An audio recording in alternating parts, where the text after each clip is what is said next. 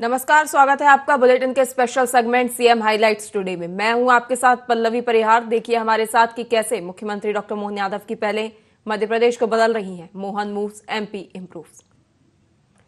बता दें कि इस खास बुलेटिन में हम चर्चा करेंगे कि कैसे मुख्यमंत्री डॉक्टर मोहन यादव की ओर से राज्य सरकार की ओर से प्रदेश के लिए विभिन्न प्रकार की योजनाएं चलाई जा रही हैं।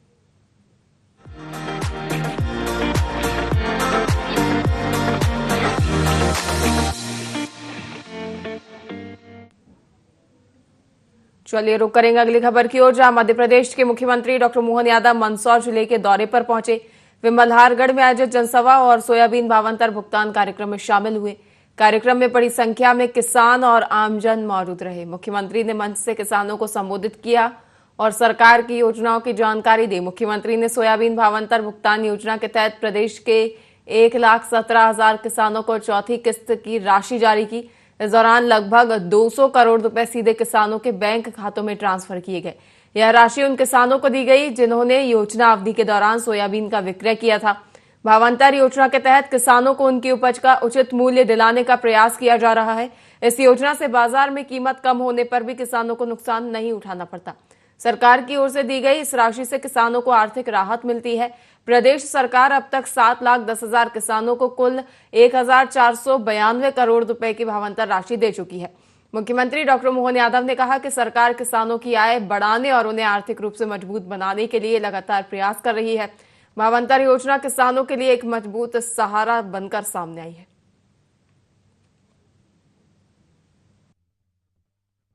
भगवान की कृपा कैसे होती है और क्या क्या मिलता है।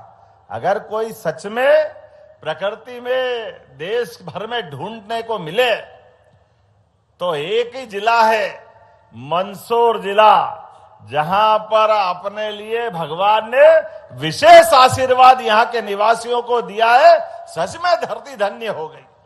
आप जो धरती माता के गर्भ में जिस प्रकार की खेती करना चाहते हो, आप लहसुन अगर लगाओ तो लहसुन को पूरे देश में अलग पहचान मिलती है। आप जो मर्जी आए फसल लगाओ, जिस प्रकार से आप आगे बढ़ना चाहो, और केवल फसल नहीं, आप उद्यमशीलता के बलबूते पर अच्छा काम करने के लिए अपने लिए आज मंदसौर की पहचान श्वेत क्रांति, हरित क्रांति और नील क्रांति के माध्यम से बन रही है। जोरदार अभिनंदन करें। मंदसौर का अलग प्रकार का दौर चल रहा है। सब्जियां, मसाले, फूल, औषधि फसल, क्या क्या कमी है यहाँ पे? कौन सी चीजों की जरूरत रह गई? और परमात्मा की कृपा से मेहनत कश लोगों ने अपने पुरखों के माध्यम से सच में मंदसौर को कहां से कहां पहुंचाया।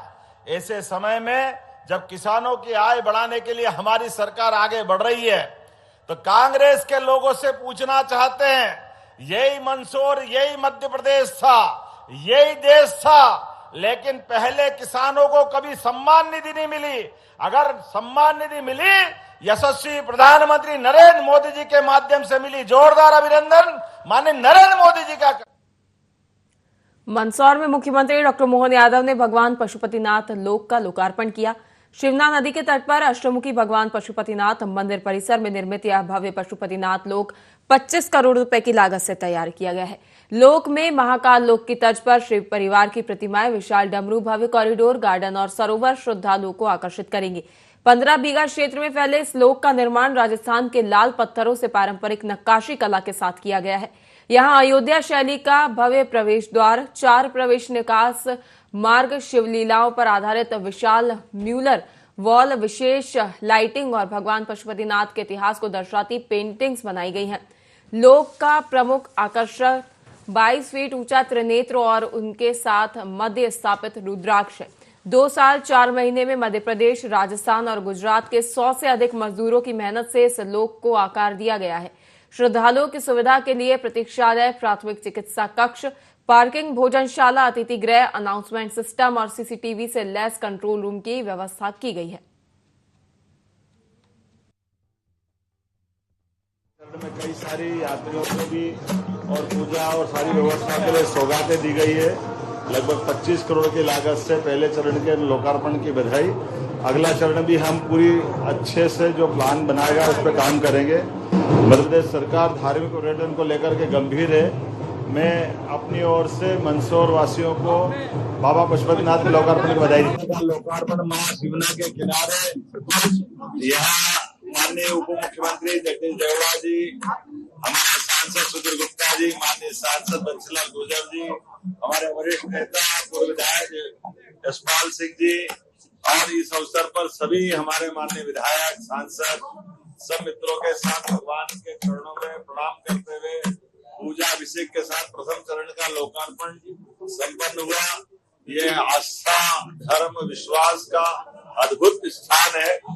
यहाँ पर गंगाधर, विषधर, पशुपतिनाथ अपने सभी रूपों के साथ संस्कृति का लघु रूप उत्पन्न करते हैं। ऐसे अवसर पर हमारी सरकार धार्मिक पर्यटन के सभी केंद्रों पर तीर्थाटन की दृष्टि से विकास करने के लगातार काम कर रहे हैं।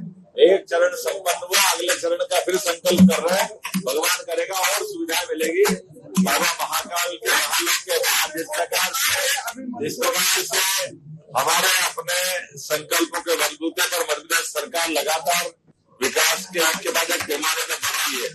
ऐसे में महाकाल के महालोक के बाद आगामी शिमोत्सव के पूर्व इस मंदिर के जीर्णोद्धार का लोकार्पण, ये बड़ा एक आंकड़ा है। 74 करोड़ रुपया मंदसौर के लिए मिला है, जो शिमोत्सव के विभिन्न विकास कार्यों को पूरा करेगा और जितना लगेगा सरकार